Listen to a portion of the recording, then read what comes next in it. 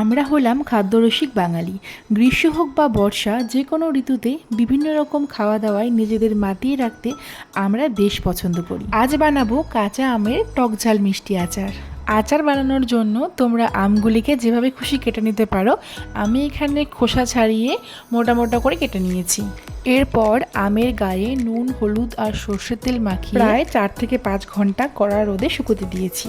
কাঁচা তেল দেওয়ার কারণে আমগুলো রোদে শুকিয়ে গেলেও অনেকটা জুসি থাকবে।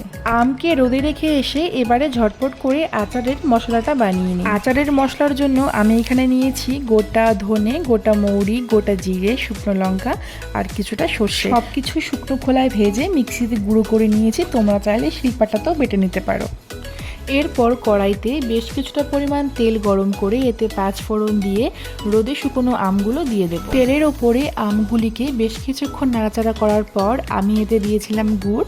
তোমরা চাইলে চিনিও দিতে পারো, আমি শুধুমাত্র গুড় দিয়েই বানিয়েছিলাম। এরপর গুড়ের মধ্যে আম ডুব দিলে প্রায় 10 থেকে 15 মিনিট শুধু এটাকে নাড়িয়ে যেতে হবে যাতে নিচে না লেগে যায়। এরপর আম আর গুড় ভালো মতো মিশে গেলে আগে থেকে বানিয়ে রাখা গুঁড়ো মশলা এর উপর ছড়িয়ে ভালো করে মিশিয়ে নিতে হবে।